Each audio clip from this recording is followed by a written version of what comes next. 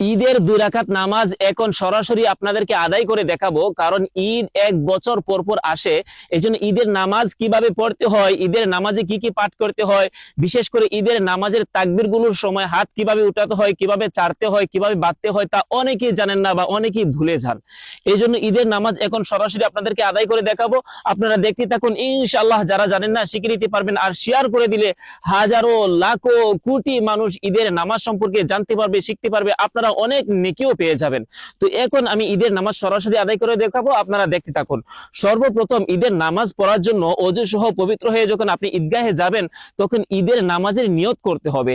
আপনি ঈদের 2 রাকাত ওয়াজিব নামাজ ইমাম সাহেবের পিছনে পড়ার জন্য ঈদগাহে গিয়েছেন, সেটা তো আপনার অন্তরে রয়েছে, এটাই আপনার নিয়ত হয়ে গেছে। মুখে উচ্চারণ করে এক্সট্রা নিয়ত করার কোনো প্রয়োজন নেই। ঈদের 2 রাকাত ওয়াজিব নামাজ শুরু করতেছি, আপনারা দেখতে থাকুন। আল্লাহু আকবার।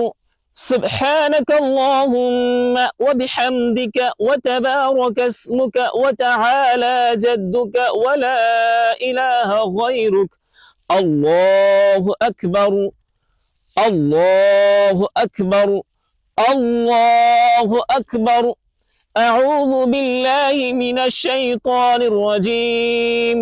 بسم الله الرحمن الرحيم.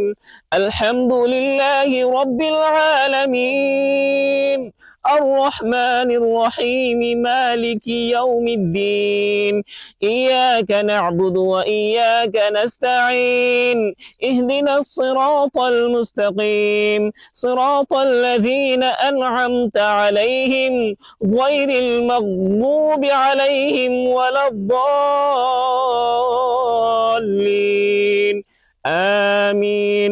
بسم الله الرحمن الرحيم. ألم تر كيف فعل ربك بأصحاب الفيل؟ ألم يجعل كيدهم في تضليل وأرسل عليهم طيرا أبابيل ترميهم بحجارة من سجيل فجعلهم كعصف مأكول. الله أكبر.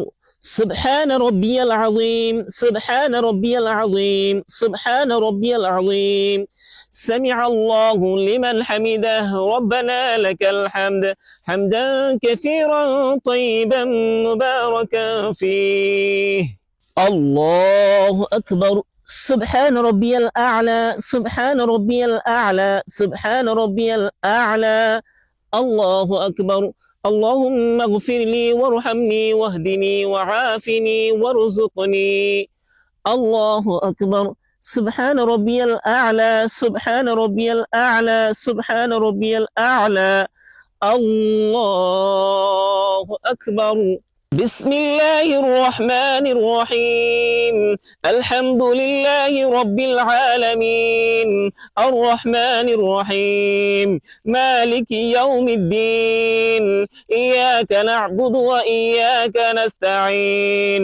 اهدنا الصراط المستقيم صراط الذين أنعمت عليهم غير المغضوب عليهم ولا الضالين.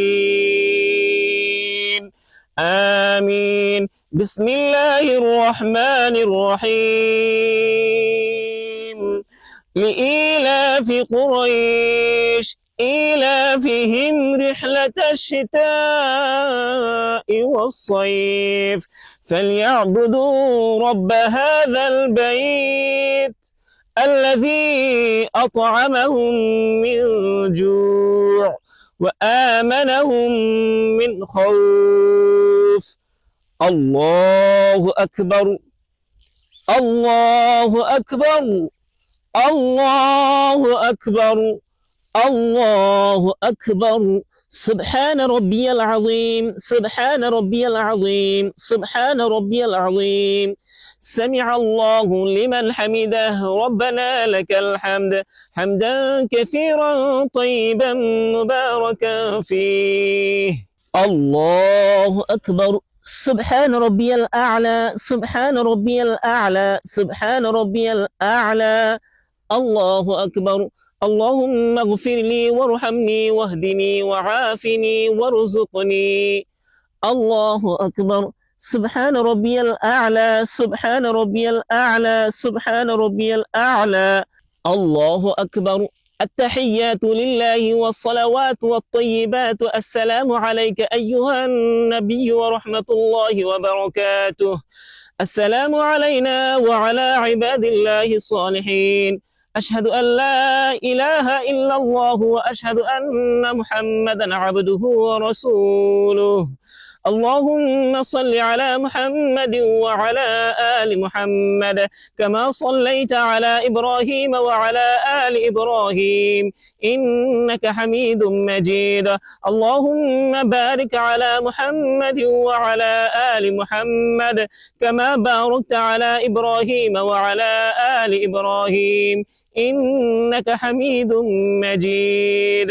اللهم إني ظلمت نفسي ظلما كثيرا ولا يغفر الذنوب إلا أنت فاغفر لي مغفرة من عندك وارحمني إنك أنت الغفور الرحيم. السلام عليكم ورحمة الله. السلام عليكم ورحمة الله. আলহামদুলিল্লাহ, ঈদের 2 রাকাত ওয়াজিব নামাজ আদায় করলাম। অতিরিক্ত তাকবীর বললাম প্রথম রাকাতে 3টি এবং দ্বিতীয় রাকাতে 3টি, মোট 6টি অতিরিক্ত তাকবীর বললাম।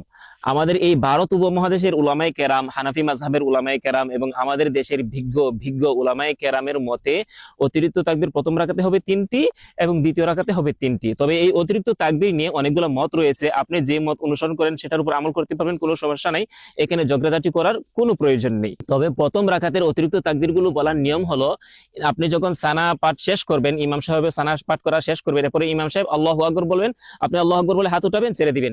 এরপরে দ্বিতীয়বার ইমাম সাহেব আল্লাহু আকবার বলে হাত উঠাবেন, আপনি হাত উঠাবেন, ছেড়ে দিবেন। এরপরে ইমাম সাহেব তৃতীয়বার আল্লাহু আকবার বলবেন, আপনি হাত উঠাবেন, হাত বেঁধে নেবেন। শেষ প্রথম রাকাত। এরপরে দ্বিতীয় রাকাতে যখন সূরা ফাতিহা পড়বেন, সূরা ফাতিহার সাথে অন্য একটি সূরা মিলিয়ে নেবেন। এরপর 3বার ইমাম সাহেব আল্লাহু আকবার বলবেন, অতিরিক্ত 3টি তাকবীর। আল্লাহু আকবার, হাত ছেড়ে দিবেন, আল্লাহু আকবার, হাত উঠাবেন, ছেড়ে দিবেন, আল্লাহু আকবার, হাত উঠাবেন, ছেড়ে দিবেন। এবং 4 নম্বর বার ইমাম সাহেব যখন আল্লাহু আকবার বলবেন, তখন এই 4 নম্বর তাকবীরটা আর অতিরিক্ত তাকবীর না, সেটা হচ্ছে রুকুর তাকবীর। আল্লাহু আকবার বলে রুকুতে চলে যাবেন, ওই 4 নম্বর তাকবীরের সামনে আপনি হাত উঠাবেন না। আশা করি বুঝতে পেরেছেন। এবার শেয়ার করে দিলে ইনশাআল্লাহ হাজারো লাখো কোটি মানুষের উপকারে আসবে।